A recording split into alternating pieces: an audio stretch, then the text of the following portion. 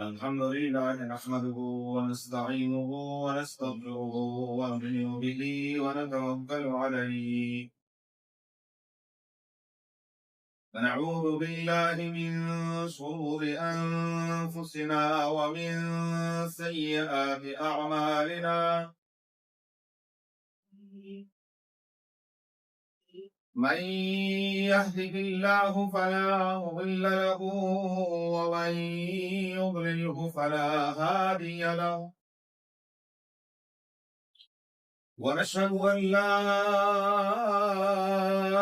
إله إلا الله وحده لا شريك له لا حد له ولا عقد له ولا ند له ولا شبيه له ولا مثال له لا معين له ولا مشير له ولا وزير له ولا نظير له ونشهد أن سيدنا وسندنا وحبيبنا وحبيب ربنا وطبيبنا وطبيب قلوبنا وشفيعنا ومولانا محمدا عبده ورسوله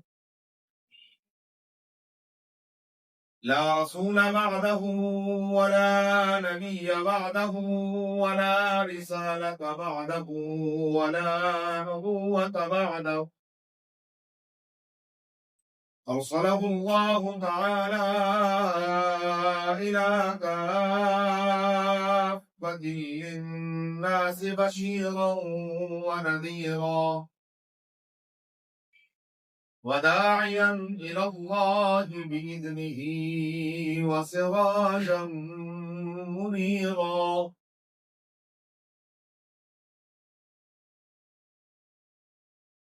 أما بعد فقد قال الله تبارك وتعالى في كلامه المجيد وفرقانه الحميد أعوذ بالله من الشيطان الرجيم بسم الله الرحمن الرحيم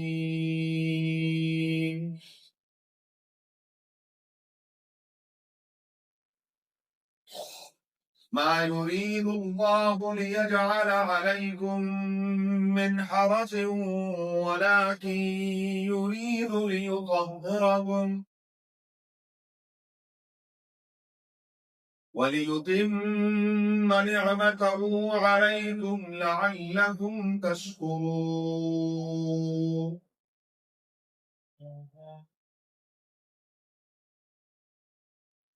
صدق الله مولانا العظيم وبلغنا رسوله النبي الكريم ونحن على ذلك لمن الشاهدين والشاكرين والحمد لله رب العالمين إن الله وملائكته يصلون على النبي يا أيها الذين آمنوا صلوا عليه وسلموا تسليما اللهم صل على محمد وعلى آل محمد كما صليت على إبراهيم وعلى آل إبراهيم إنك حميد مجيد اللهم بارك على محمد وعلى آل محمد كما باركت على إبراهيم وعلى آل إبراهيم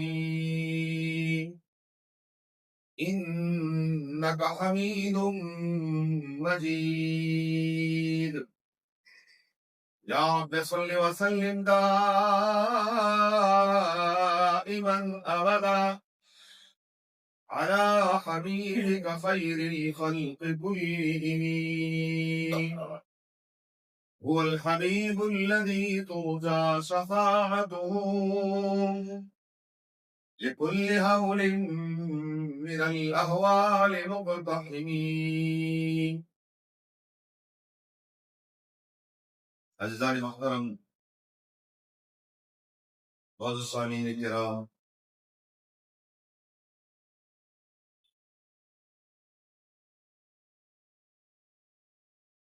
اللہ وحدہ لا شریک کا ارشاد گرامی ہے، ما یرید اللہ لیجعل علیکم من حرج. اللہ تعالیٰ نہیں چاہتے کہ تم پر کوئی تنگی ڈال دے، ولیکن یرید لیطہرکم، لیکن اللہ چاہتے ہیں کہ تمہیں پاک کر دیں. وَلِيُتِمَّ نِعْمَتَهُ عَلَيْكُمْ، اور تاکہ اللہ تعالیٰ اپنی نعمت تم پر مکمل فرما دیں، تاکہ تم اللہ کا شکر ادا کرتے رہو.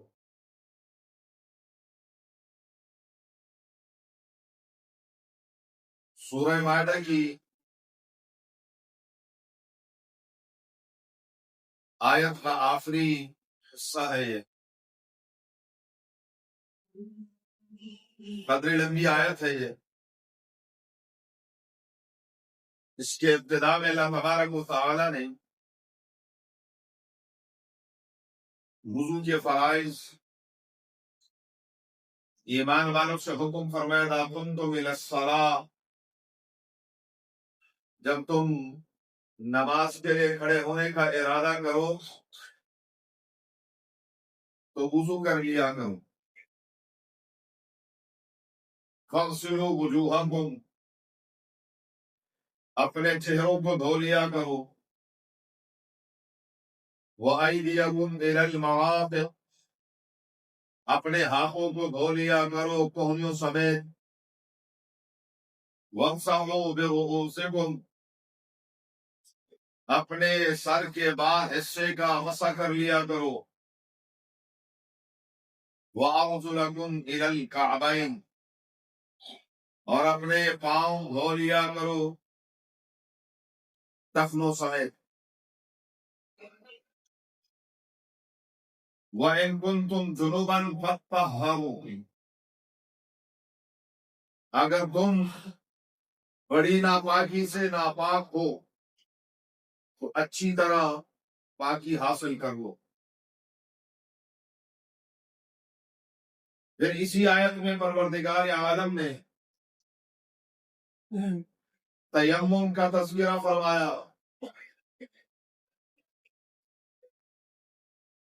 کہ اگر تم سفر کی حالت میں ہو، پانی نہیں ہے، یا بیمار ہو، پانی استعمال نہیں کر سکتے ہو، تو پھر تیمم کرو.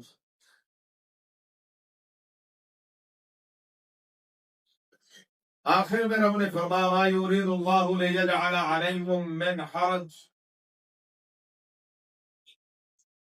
اللہ تبارک و تعالی اپنے بندوں کو کسی تنگی اور تکلیف اور پریشانی میں مبتلا نہیں کرنا چاہتے. رب کریم اپنے بندوں کو پاک صاف دیکھنا چاہتے ہیں. دنیا کے جتنے بھی مسالک اور مذاہب ہیں، ہر ملک اور ہر خطہ، ہر ادارہ صفائی کی بات کرتا ہے.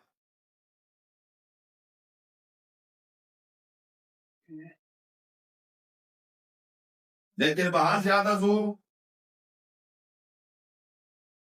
ظاہر کی صفائی، گلی محلے کی صفائی، معاشرے کی صفائی، ایک پر زور دیا جاتا. اور یہاں یہ میں عرض کر دوں،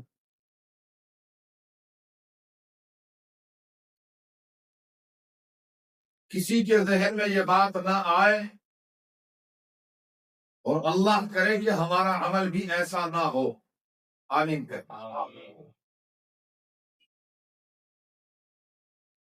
کہ ہم اپنے ظاہر کو گندا رکھیں، اپنی گلی محلے کو گندا رکھیں، اپنے معاشرے کو گندا رکھیں. ہرگز نہیں.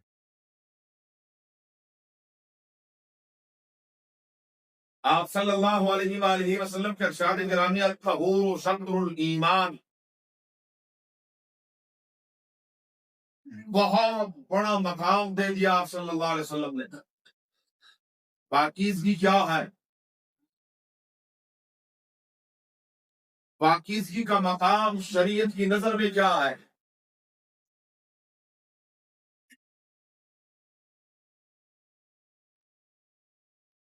آپ صلی اللہ علیہ وآلہ وسلم کی شریعت مطہرہ چونکہ کامل، مکمل اور اکمل دین ہے، کیسے ممکن ہے دیگر مذاہب والے، دیگر ادیان والے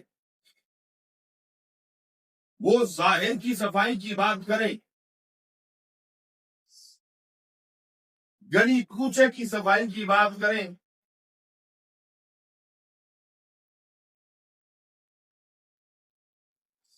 محلے اور معاشرے کی صفائی کی بات کریں؟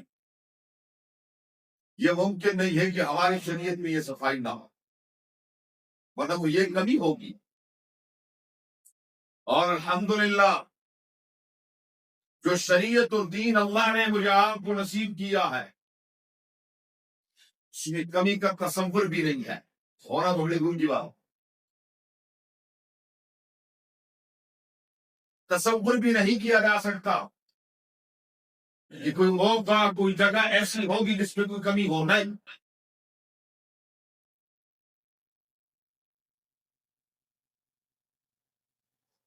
ہر لمحے، ہر آن، ہر موقع، ہر محل،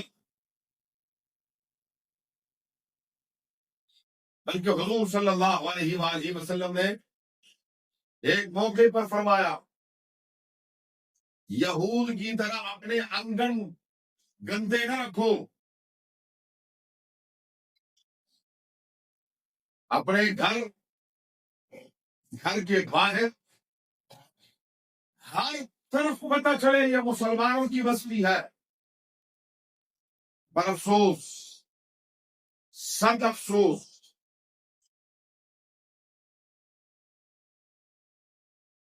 اس پر جتنا ماتم کیا جائے کم ہے. ہم کیا کرتے ہیں؟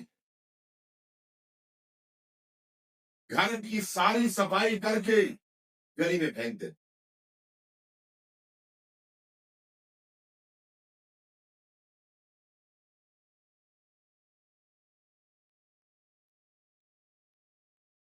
اپنے گھر کا سارا کوڑا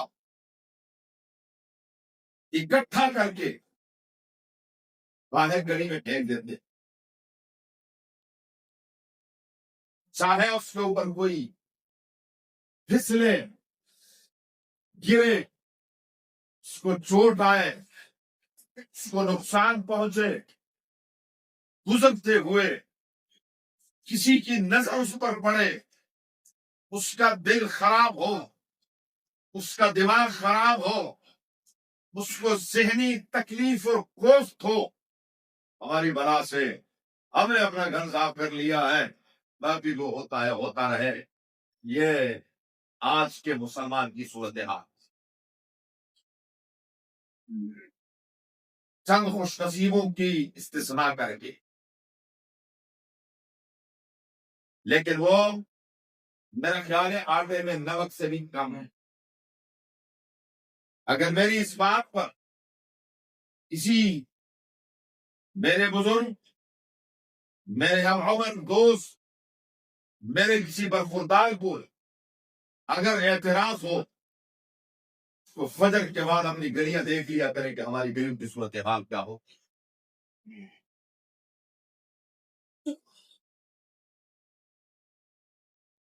ہم اتنا نہیں کر سکتے، اپنے گھر کا کوڑا ایک شاپر کے اندر ڈال کر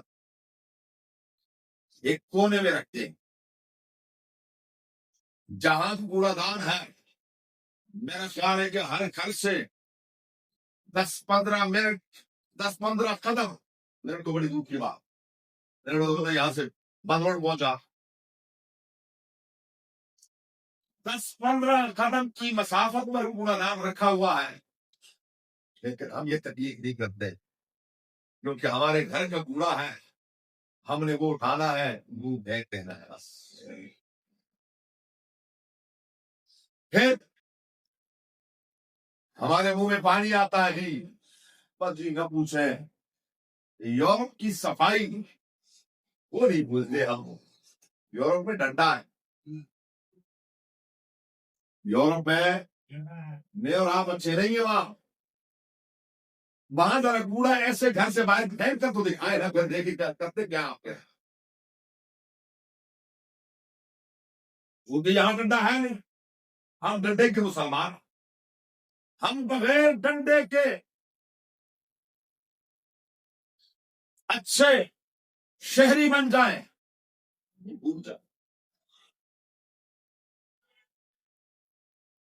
مجھ سمیت ہم سب اخبارات میں، پرنٹ میڈیا پر، سوشل میڈیا پر کہتے ہیں جی آئے روز ایکسیڈنٹ ہوتے ہیں، ہیلمٹ پہنتے تھے آپ؟ کوئی پہنتا تھا؟ جب 2000 چالان شروع ہوئے اور پھر ماشاءاللہ ای چالان شروع ہوئے، پہنتے نہیں تھے، اور کچھ نہ ہو تو گھر میں دیکھتے کوئی ہانڈی ہو وہی سر پہ رکھ لے، تو بس ای چالان پہ ہو، ہم بولو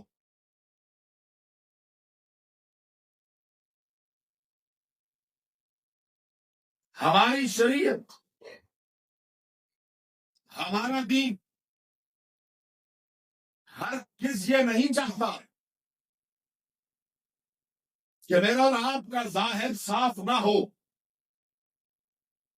ان سے زیادہ دن میں 5 مرتبہ نماز پڑھنا فرض ہے، 5 وقت نماز، اور وہ بغیر وضو کے، اس سے بڑی صفائی اور کیا ہو سکتی ہے؟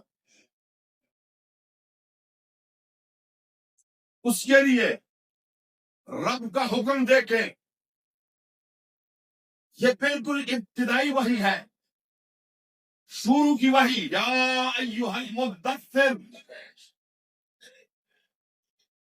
اور میرے محبوب صلی اللہ علیہ وسلم کمبل اوڑھنے والے، قوم کھڑے ہوئیے، فانذر، اپنی قوم کو برے انجام سے ڈرائیے، وربک فکبر، اپنے رب کی بڑائی بیان کیجئے، وثیابک فطہر، وثیابک فطہر، اور آپ کے کپڑے پاک صاف ہونے چاہیے۔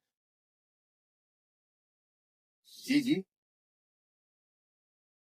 ہماری تو شریعت کی یہ ابتدائی آیات ہے وحی کی، ہم سمجھتے ہیں ہمارے اندر یہ وہ پیچھے سے چلا آ رہا معاملہ ہے، جوگی پن، ہندو جوگی، گندے رہنا، سالہ سال غسل نہ کرنا، سالہ سال پانی کے قریب نہ جانا، بائیں بڑے بڑے اس میں میل کچیل اکٹھے ہو کر لٹھے بن جانا. ہم کہتے ہیں یہ اللہ والا ہے. ہم کیا کہتے ہیں؟ یہ کون ہے؟ آپ سے ایک چھوٹا سا سوال کرتا ہوں. اگر آپ کا کوئی دوست ہو، آپ پسند کریں گے کہ کوئی کہے کہ یہ فلاں حاج صاحب کے دوست ہے؟ ہاں، ایسی حالت میں پسند کریں گے؟ تو کیا رب پسند کرتا ہے کہ میرا دوست ایسا ہو؟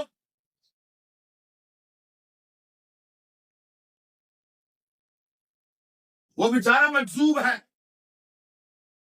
کس حالت میں ہے، ہم اس کو کیا کر دیتے؟ اللہ کے ساتھ ملا دیتے. تو فوراً پھر جا کے وہ بھی نمبر دس دیو، بڑی مہربانی نمبر دس دیو. نیکی کا کام ہے.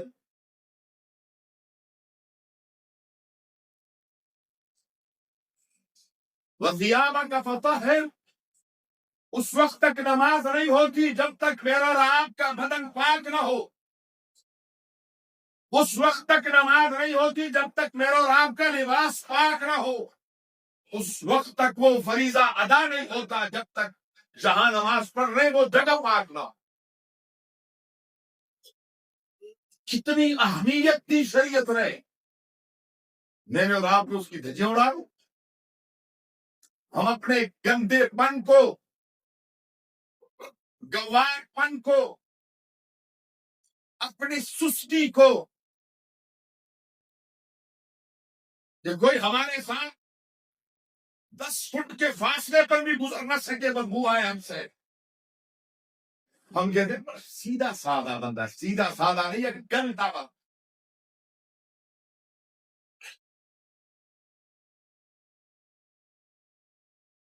آپ صلی اللہ علیہ وآلہ وسلم شریعت کی تعلیمات بتاؤ. وقت چاہیے. جہاں اجتماع ہے، مثلا جمعے میں کیا ہے؟ زیادہ اجتماع ہے بنسبت 5 وقت کی نمازوں کے. عیدین میں زیادہ کیا ہے بنسبت عام نمازوں کے. شریعت نے لازم کر دیا کہ جب جمعے کے لیے آؤ نئے دھلے ہوئے کپڑے پہن لو، صاف ستھرے کپڑے پہن کے آؤ. خوشبو لگانا سنت قرار دے دیا کہ کہیں میرے اور آپ کے اس گیدرنگ کی وجہ سے ممکن ہے پسینہ آئے اور اس سے کسی اور کو تکلیف نہ پہنچے. دونوں جہانوں کے سردار صلی اللہ علیہ وآلہ وسلم، وہ ہستی جن کے بدن میں اللہ نے وہ خوشبو رکھ دی جو کائنات میں وہ خوشبو کہیں آئی نہیں، جن کو خوشبو کی کبھی ضرورت نہیں پڑی. صحابہ فرماتے ہیں ہم رسول اللہ مبارک کا پتہ کرتے کہ حضور کس طرف گئے. ہم یوں کرتے، ہم سونگتے تھے جہاں سے خوشبو آتی رسول اللہ مبارک کے، ہم کہتے محبوب ادھر گئے. جدھر سے گزرتے وہ راستہ معطر ہو جاتا تھا. اس کے باوجود آپ صلی اللہ علیہ وآلہ وسلم کیا ہے؟ خوشبو لگاتے ہیں. تعلیم للامہ، امت کو تعلیم دینے کے لیے. اور میری امت پاکیزگی، صفائی، ستھرائی، یہ تو درہ امتیاز ہے سنت کا. آج پتہ نہیں وہ کس چکر میں بڑھ گئی. پاک صاف رہنا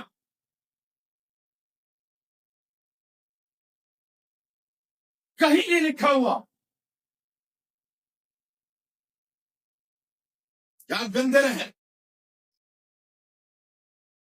ہر لمحہ، ہر آن، ہر وقت آپ پاک صاف رہے. کیوں؟ جنت 5 مرتبہ اس کے سامنے کھڑے ہونا. تو جیسے میرا اور آپ کا ظاہر شریعت کہتی ہے کہ صاف ہو، ایسے ہی میرے اور آپ کے گھر کو بھی وہ صاف ستھرا دیکھنا چاہتی ہے. اور ایسے ہی میری اور آپ کی گلی کوچے کو بھی کیا ہے؟ اب کہتے ہیں وہ یہ حکومت کا کام. بے شک میں بھی ایک اور ایسا ہی تھا، لیکن کم از کم گند کو ایسے بکیر دینا، پوری گلی کو گندا کر دینا، یہ انسانیت ہے۔ مسلمانی کو بڑی بھولی بات، یہ انسانیت ہے۔ جب میں اپنے اس محلے کی بات کر رہا ہوں، یہ ہمارے محلے کے اندر یہ سب کچھ ہو رہا، ہمیں کوئی پرواہ نہیں۔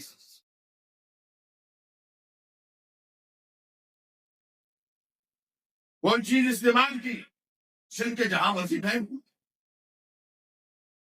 گھر میں کوئی کانچ کا برتن، وہ شیشے کا برتن ٹوٹ گیا، ہاں باہر رکھ دیا، کسی کا پاؤں ٹوٹے، کسی کا پاؤں پہ چیرا ہے، کسی کے پاؤں کے نیچے آئے، کچھ ہو، ہماری بلاس ہم نے اپنے گھر سے نکال کر کیا کر دیا؟ انسانیت۔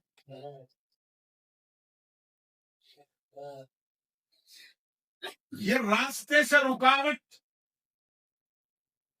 جس سے کسی کو تکلیف ہوتی ہو، غور کریں ذرا، جس سے کسی کو تکلیف ہوتی ہو، اس تکلیف دہ چیز کو صرف پاؤں سے ہٹانا، یا جھکے نہیں، ہاتھ نہیں استعمال کیا، رکے نہیں، جاتے ہوئے آپ نے کوئی روڑا دیکھا، آپ نے کوئی شیشہ دیکھا، آپ نے کوئی چھلکا دیکھا، اور آپ نے صرف پاؤں کے ساتھ یوں سائڈ پر کر دیا، 300 سال عبادت کی ثواب۔ کتنا؟ اب دوسری طرف بھی تو دیکھو نا، تصویر کا دوسرا رخ، جو یہ روڑا پھینکتا ہے، جو یہ چھلکا پھینکتا ہے، جو یہ رکاوٹ ڈالتا ہے، جو کسی کے لیے تکلیف کا باعث بنتا ہے، اس کا کیا حشر ہوگا اللہ کیا؟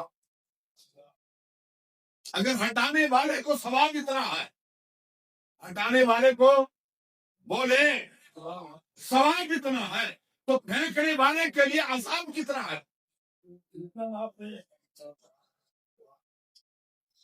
ہمیں کوئی پرواہ نہیں، ہم تو بس صرف اور صرف تبصروں کے لیے، کس کے لیے؟ تبصرے کرتے رہو، بس کسی کو کوستے رہو، جو بھی آپ کے ہاتھ آ جائے، بس پھر ان پر تبصرے اور ہاتھ دھو کے بیٹھو، اپنے کام بھی چھوڑ دو، بس ان کے اوپر یہ ایسے ہیں، یہ حکومت ایسی ہے، یہ فلانا ایسا ہے، یہ فلانا، یہ دیکھو یہ کیا حال ہے، یہ دیکھو جی، او بھائی یہ حال کس نے کیا ہے؟ کون کر رہا ہے یہ حال؟ یہ میں اور آپ کر رہے ہیں۔ ہماری شریعت کامل اور مکمل، وہ شریعت چاہتی ہے کہ میرے اور آپ کا ظاہر بھی پاک ہو، بلکہ اس سے بھی ایک قدم آگے بڑھ کر شریعت کے لیے تزکیہ کرو۔ قد افلح من زکاہا وقد خاب من دساہا، قد افلح من تزکا وذکر اسم ربہ فصلی ویزکیہم۔ پیغمبر تزکیہ کرتے ہیں کہ صرف ظاہر پاک نہ ہو، ایک قدم اور آگے بڑھو، کیا کرو؟ باطن کو بھی پاک کرو، صرف ظاہر نہیں، ظاہر کے ساتھ ساتھ باطن، وہ باطن کی پاکی کیا ہے، وہ تزکیہ کیا ہے، وہ قد افلح من زکاہا کیا ہے، انشاءاللہ اگلے جمعے اس پر بات کریں گے۔ اللہ تعالیٰ ہمیں اپنے ظاہر، اپنے ارد گرد کو پاک رکھنے کی توفیق عطا فرمائے۔